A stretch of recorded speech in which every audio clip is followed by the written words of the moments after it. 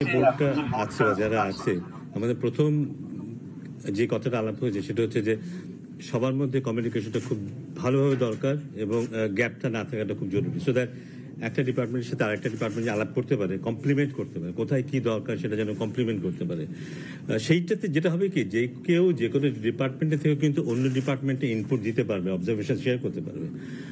আমি জানি, কারণ শুধু যে পাইপলাইনের কথা যদি বলি, গ্রাসরুট লেভেল ক্রিকেটের কথা বলি, সেটাই না, বাংলাদেশ ওভারঅল ক্রিকেট নিয়ে আমার গত 20-25 বছর ধরে আমি চিন্তা করেছি, এবং সেই চিন্তা 1-2 ঘন্টা না, কিন্তু প্রত্যেক দিন অন্তত 10 ঘন্টা করে আমার মনে হয় তাই।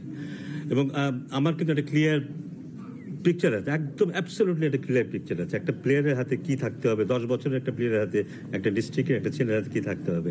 সেখান থেকে সে যখন 12 বছর 13 বছর পরে ন্যাশনাল টিমে থাকবে, তার পাথওয়েটা কেমন হওয়া উচিত, সেখানে কি কি থাকতে হবে, আলটিমেটলি সে ন্যাশনাল টিমে প্লেয়ার হবে। সো আমার অভিজ্ঞতা সেটা আছে কিন্তু, কারণ তামিম, সাকিব, মুশফিক এবং আরও যারা ছিল তারা কিন্তু আমার সাথে যোগ হয়েছিল সেই 14 বছর বয়সে, এবং তার বয়স যখন 19-20 হয়েছে, তারপর আস্তে আস্তে তারা ন্যাশনাল টিমে খেলেছে, এবং তারপরেও কিন্তু সরাসরি যোগাযোগ ছিল সবসময়। সো ওই আন্ডারস্ট্যান্ডিংটা আমার আছে।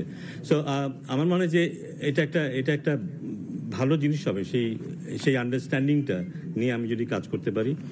প্রেসিডেন্ট তো ডেফিনেটলি আছেন, বাট আমি বলবো যে যেখানেই থাকি সেখান থেকে আমি যদি একটা সেই উইমেন্স ক্রিকেটে থাকি, আমি কিন্তু আম্পায়ার ক্রিকেটের সাথে যোগাযোগ করতে পারবো, আমার অবজেশন শেয়ার করতে পারবো, কি করা উচিত সে শেয়ার করতে পারবো, এবং সেটা কিন্তু হওয়া উচিত। তাই হবে কি, ইস্যুগুলি তাড়াতাড়ি রিসলভ হবে খুব তাড়াতাড়ি, এবং আমরা যে ডিরেকশনে যেতে চাচ্ছি সেই জিনিসটাতে যাওয়া সম্ভব হবে। ধন্যবাদ। Okay, thank you guys.